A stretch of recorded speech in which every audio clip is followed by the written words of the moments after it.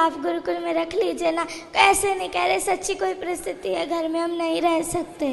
का बेटा बता रहा था कि आप उसे पूजा पाठ भी नहीं करने देते हो। पूरी सारा दिन पूजा पाठ करता रहता है। सुबह मंदिर चला जाता है, वहाँ सारा दिन रहता है। शाम को चला जाता है, 4 घंटे बाहर रहता है। मैं कहा जितना उतना ही कर लो। ये सारा दिन करता रहता है, सारा दिन। भगवान को भी गालियां देते हैं ये। कौन? ये दोनों। कौन है ये दोनों? माता पिता। आपके माता पिता संतों को गालियां देते हैं? हाँ, भगवान को भी देते हैं। भगवान को भी क्यों गाली देते हो? संतों को कहते, प्रेमानंद जी महाराज को इतनी गालियां देते हैं कि ये कहाँ से आ गया पागल, इस तरह गंदी गंदी गालियां देते हैं। गुरुजी प्लीज रख लीजिए ना दास। नहीं, हम रख लेंगे। क्यों गाली देते हो संतों को? मैं तो नहीं देता गुरुजी, ऐसे ही बोली जा रहा है। ये माँ तो मना कर रही है आपकी। पढ़ाई छोड़ देने जब इसको बोलते हैं भाई हैं? ये पढ़ाई छोड़ दी है ना, जब इसको बोलते हैं हम भाई बेटा पढ़ाई क्यों छोड़ी तू। हाँ, तो पढ़ाई आपने क्यों छोड़ी, अब ये बताओ। मैंने इसको ऐसे बोला था बेटा तू 10वीं कर ले, जब मर्जी तू जय वृंदावन में जाके तुम्हारा एडमिशन करवा लेना। ठीक है। बस ये बात कही थी इसको। ये ना 6वीं क्लास पूरी भी नहीं की है अभी भी, और इसने छोड़ दी पढ़ाई। बात कराओ। पूछो इसको। भक्ति करना बहुत अच्छी बात है, लेकिन अपना कर्म भी तो जरूरी है ना बेटा। पढ़ाई लिखाई भी जरूरी है। पहले पढ़ाई लिखाई कर लो और पढ़ते लिखते फिर भगवान का चिंतन भी बना रहे। गुरुजी आपने कल कथा में कहा था कि एक बार सबको तो 2-3 बार सबको मौका दो। हमने बहुत बार इनको मौका दिया, फिर आपने कहा था उसका परित्याग कर दो। इसलिए दास ने ये निश्चय लिया था कि दोनों बहुत ऐसे। माँ बाप को त्यागा नहीं संतों जाता, माँ बाप को त्यागा नहीं जाता बेटा। ऐसे माँ बाप भी तो होने चाहिए ना जिनके ऐसा थोड़ा। तो ये माँ बाप अच्छे नहीं है?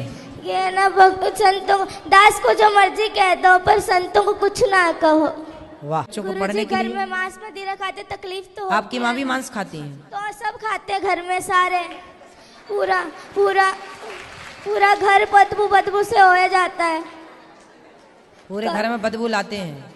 कहीं कहीं उसका सिर पकाते हैं, कभी उसके हाथ पकाते हैं। बहुत कष्ट होता है दास को।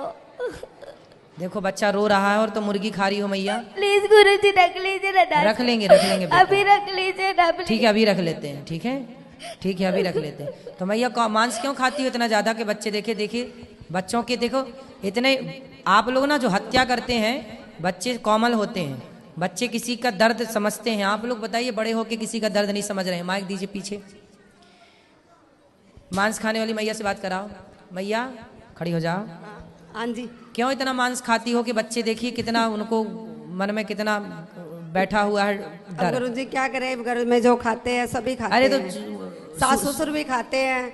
अब जो है घर में स्थिति है वही चलेगी। तो सब मूर्ख हैं तो तुम भी मूर्ख रहोगे। गुरुजी ये कहते हैं कि है ना नरक भोगना तो भोग लूंगी, पर मैं मांस खा के रहूंगी। पर ये है कि है ना, ये कहते हैं कि है ना तू जो मर्जी कर लेंगे, जो मर्जी मुझे कहते मैं खाऊंगी, तू क्या कर लेगा? तेरा जिस मर्जी के पास ले जा, पर मैं तुझे कहीं मैं छोड़ूंगी नहीं कभी। इसलिए गुरुजी, इसलिए दास ये पूरा रात को दारुआ पी पी के आते हैं। बहुत पूरा कमरा बाजता है। 3 कमरे हैं ना घर में, 2 ही कमरे। इस कमरे में दादाजी पीते हैं, इस कमरे में ये, तो बहुत गंदा लगता है। एक कमरे में दादाजी पीते हैं, एक कमरे में पिताजी पीते हैं। अब कैसे कोई भगवान का नाम जप ले? तकलीफ तो हम अपना। आप लोग यदि ठीक हो जाओ तो दादा दादी की तो छोड़ दो, हम अपना अपमान सह लेंगे, पर हमारे बच्चे देखिए माँ बाप बच्चों की खुशी के लिए क्या नहीं करते। और आपका बच्चा कितना अच्छा है कि आप लोगों को शराब मांस से दूर रखने की कोशिश कर रहा है। देखिए बच्चा अपने माँ बाप से स्ट्रगल कर लड़ रहा है कि छोड़ दो हर बुरी चीज को। और आप लोग आपके घर में कोई संत का जन्म हुआ, वो संत भाव में है, और आप लोग समझ नहीं रहे। पता नहीं कौन से राक्षस हैं आप लोग। गुरुजी वो जो इन्होंने, मैंने हमेशा कहते पिताजी छोड़ दो ये पाप है, तो कहते तू मुझे आदेश देने वाला कौन है? तो मैं तुझे आदेश दूंगा, तू थोड़ी दे सकता है मुझे आदेश। मतलब बाप हो तो बेटा सही भी बताएगा तो आप उससे गलत सिद्ध कर दोगे। अरे भाई बाप हो पर हो तो गलत ना। बाप हो पर बाप होकर भी तुम्हारी जितनी बुद्धि उसके पास है उतनी तुम्हारे बाप के पास नहीं है बुद्धि। तुम्हारा बाप भी अनपढ़ मूर्ख एक नंबर का जो शराब पीता है। गुरुजी सारे घर में बड़े पिताजी नीचे से लट्टू होकर के गिर के नालियों में पड़ के आते हैं। बहुत गंदा लगता है दास को।